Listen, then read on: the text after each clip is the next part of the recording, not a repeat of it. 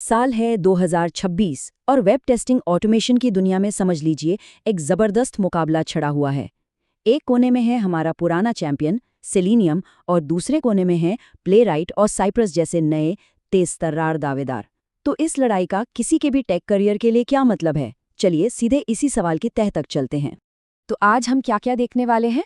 सबसे पहले बात करेंगे क्रॉस ब्राउज़र चैलेंज की, फिर समझेंगे कि प्लेटफॉर्म और फ्रेमवर्क में क्या फ़र्क है।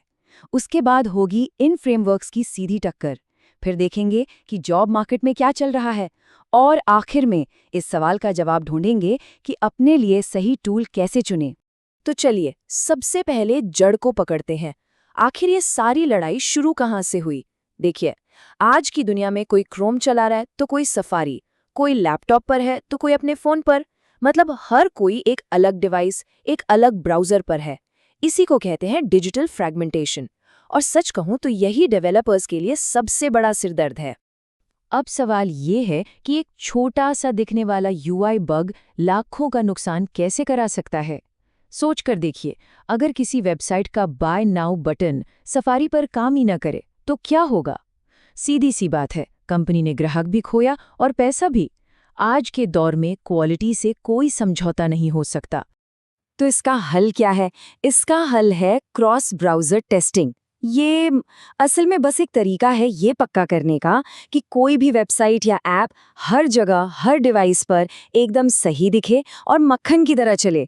इसका सबसे बड़ा फायदा, कंपनियों को हजारों डिवाइस खरीदकर एक महंगी सी लैब बनाने की कोई ज़रूरत नहीं पड़ती।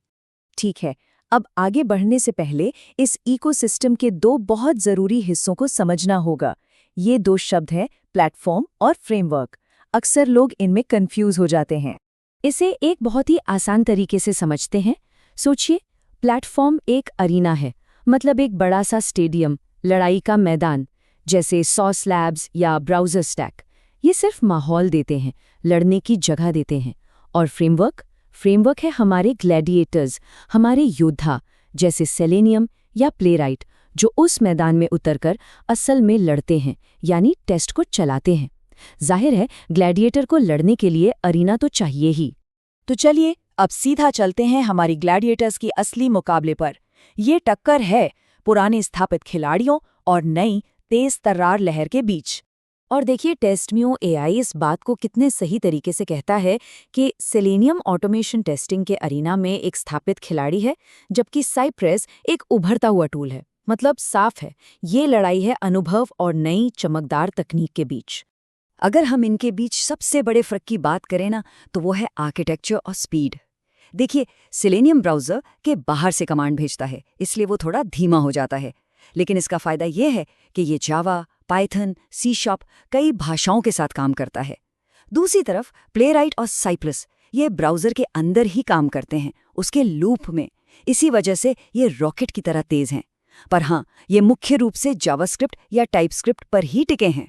तो सवाल उठता है, इन नए चैलेंजर्स के बावजूद सेलेनियम आज भी चैंपियन क्यों बना हुआ है?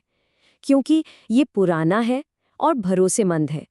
इसका एक बहुत बड़ा इकोसिस्टम है, जबरदस्त कम्युनिटी सपोर्ट है, खासकर बड़ी कंपनियों में, आईटी सर्विस फर्म्स में, जहां लेगेसी सिस्टम्स चल रहे हैं और जहां जावा या पाइथन जैसी भाषाएं राज करती हैं, वहां आज भी सेलेनियम ही स्टैंडर्ड माना जाता है।